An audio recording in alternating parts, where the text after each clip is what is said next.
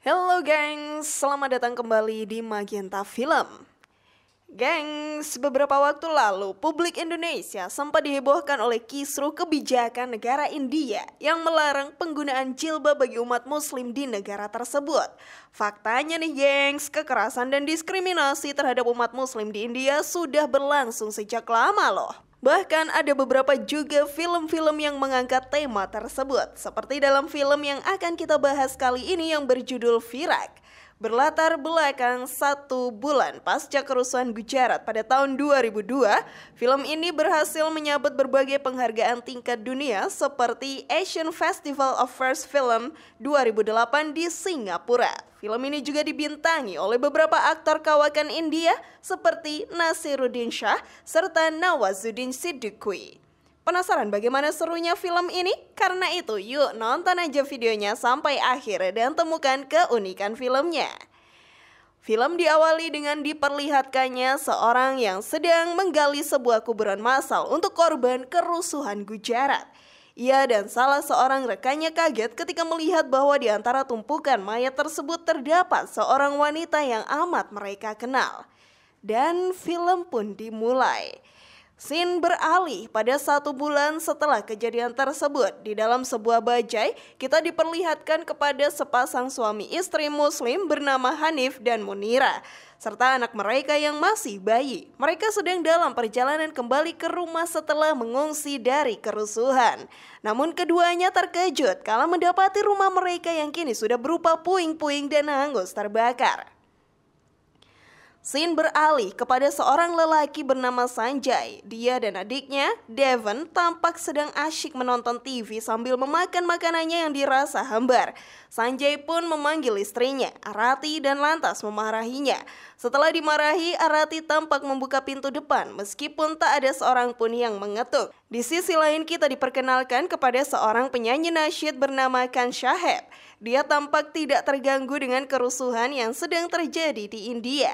Asistennya yang bernama Karim Mian mencoba mengingatkan bahwa sebagai muslim saat ini mereka sedang terintimidasi. Alih-alih khawatir, Khan Shaheb malah komplain karena mereka tak punya cukup banyak manisan untuk konser nasyid yang akan diselenggarakannya. Scene pun beralih kepada sepasang suami istri bernama Samir dan Anu yang sedang berada di dalam mobil. Keduanya berencana pindah ke Delhi karena Samir yang merupakan seorang muslim merasa terintimidasi dengan keadaan di Gujarat. Tanpa sengaja, mobil yang sedang dikendarai Anu tiba-tiba menyenggol motor yang ditumpangi Sanjay dan Devon. Sanjay sebetulnya berada di pihak yang bersalah karena tidak hati-hati. Meski demikian, Samir memutuskan untuk mengganti rugi biaya motor yang cacat. Tak lama kemudian, Samir pun tiba di rumah partner bisnisnya yang mewah.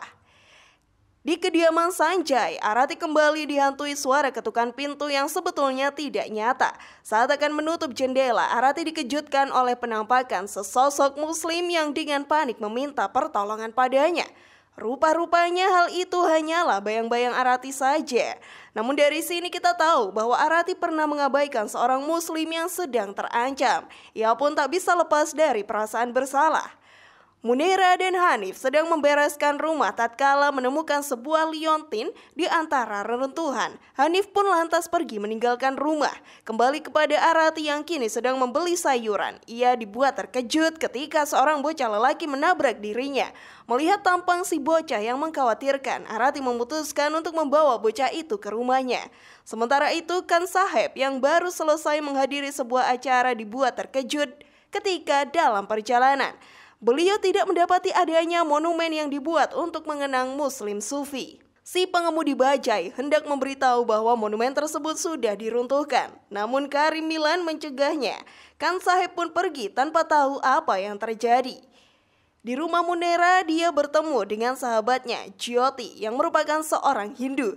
Keduanya pun begitu senang tatkala bertemu. Munira sempat bertanya kepada Jyoti tentang apa yang terjadi dengan rumahnya, namun Jyoti hanya menjawab tidak tahu. Alih-alih, Jyoti menawarkan sebuah pekerjaan pada Munira untuk membuat tato hina pada sebuah acara pesta. Munira setuju saat mendengar bayarannya yang begitu besar. Sementara itu, 2 orang pemuda mendatangi rumah rekan bisnis Samir untuk meminta sumbangan membangun kuil Hindu. Samir pun berinisiatif memberi sumbangan. Ketika diminta identitasnya, Samir mengatakan bahwa namanya adalah Samir Desai, bukan Samir Syaikh yang merupakan nama aslinya. Di rumah Arati, si bocah yang merupakan seorang muslim bernama Mohsin bercerita tentang nasibnya. Ibu dan dua saudaranya tewas dibunuh massa, begitu juga dengan paman serta bibinya. Saat itu dia berhasil selamat karena bersembunyi di tempat sampah sebelum ditemukan pamannya yang lain dan dititipkan di kamp pengungsian. Tak lama Sanjay dan Devon tiba di rumah. Keduanya lanjut menonton berita penindasan umat muslim yang berkomentar buruk tentang isi berita tersebut. Arati yang sedang menyiapkan minuman pun tidak sengaja mengatakan hal yang menyinggung Devon sehingga membuatnya ditampar oleh Sanjay.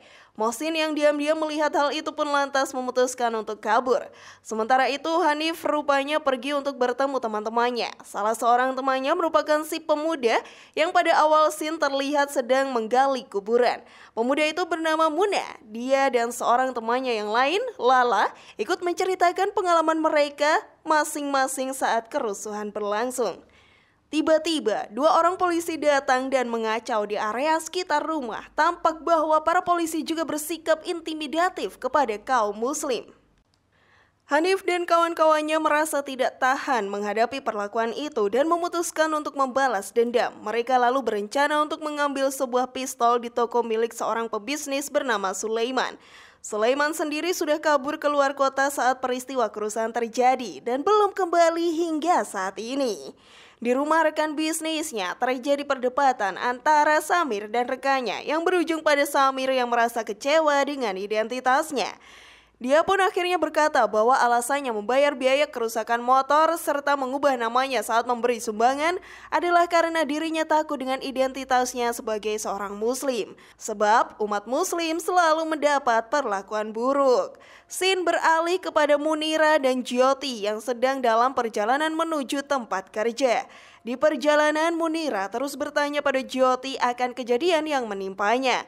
Meski Jyoti berkali-kali mengatakan bahwa dirinya tak tahu menahu soal penjarahan dan pembakaran rumah Munira. Singkat waktu, malam pun tiba. Di rumahnya, Khan Sahib sedang melantunkan sebuah nasyid dengan disaksikan seorang dokter. Dari dokter itu, dia pun tahu bahwa monumen Sufi yang dimaksud olehnya tadi siang telah hancur saat kerusuhan terjadi. Saat bekerja, Munira mendengar celotehan ibu-ibu tentang kerusuhan sebulan sebelumnya. Mendengarnya, ia pun jadi semakin curiga jika Jyoti ikut terlibat dalam penjarahan rumahnya. Hal ini membuat keduanya bersitegang. Sementara itu, Hanif dan kawan-kawannya pun bersiap membalas dendam. Saat akan menaiki bajai, dia mendapati seorang pemuda bisu berada di dalam bajai miliknya itu. Pemuda itu bernama Goga. Karena Goga tak mau turun, akhirnya Hanif, Lala, Muna, serta Goga pun pergi bersama-sama. Samir dan Anu tampak menikmati sebuah jajanan di warung asongan yang menjadi langganannya.